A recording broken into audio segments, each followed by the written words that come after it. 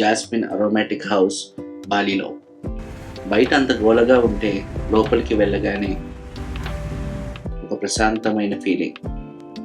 మంచి aroma, soft music, lighting, చల్లగా రిలాక్సింగ్గా. Massage చాలా ప్రొఫెషనల్గా చేశారు. బాడీ మైండ్ రెండూ ఫ్రెష్ అయిపోయాయి. ట్రావెల్ చేస్తూ అలసిపోయిన వాళ్ళకి ఇది పర్ఫెక్ట్ ప్లేస్.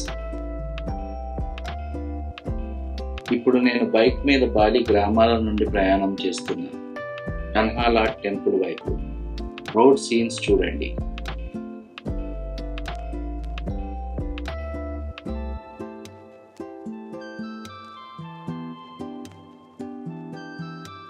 రెండు వైపులా పచ్చగా రైస్ ఫీల్డ్స్, మధ్యలో చిన్న చిన్న హౌసెస్, చిరునవ్వులు చిందించే స్థానికులు.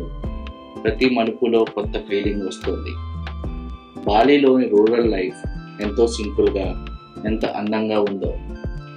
ఈ ప్రయాణం ఒక ట్రిప్ మాత్రమే కాదు, ఒక అనుభవం. నేచర్తో దగ్గరగా ఉండే అనుభూతి. ఇంకా కొంచెం దూరం మాత్రమే ఉంది కన్హాలాట్కి. అక్కడ సన్సెట్ అద్భుతంగా ఉంటుంది. వెళ్దాం, చూద్దాం రండి.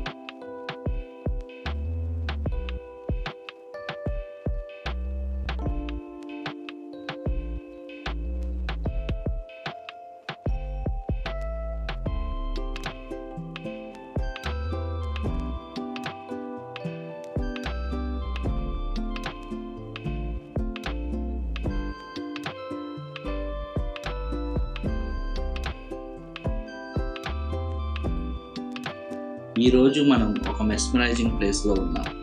అదే బాలీలోని అద్భుతమైన కన్హాలాట్ టెంపుల్. దీన్ని చూసారా? ఇది సముద్రం మధ్యలో ఒక పెద్ద రాయిపై ఉన్న గుడి. అందుకే దీని పేరు కన్హాలాట్, అంటే సముద్రంలో భూమి అని అర్థం.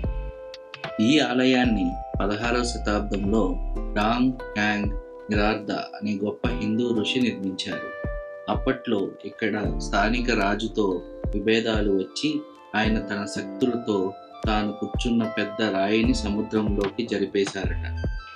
ఈ గుడి సముద్ర దేవత అయిన దేవబరుణ కోసం కట్టారు. చెడు శక్తుల నుండి బాలీని రక్షించే 7 ముఖ్యమైన సీ టెంపుల్స్లో ఇది ఒకటి.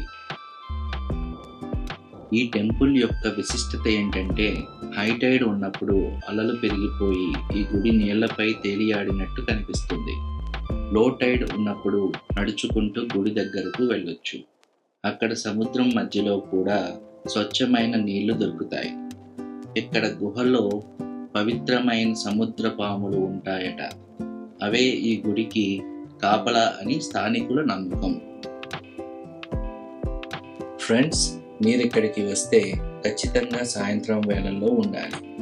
ఆకాశం మొత్తం నారింజ ఎరుపు రంగులోకి మారిపోతుంది. అలల మధ్యలో ఆ గుడి సిలబెట్ చూస్తే మాటలు రావు.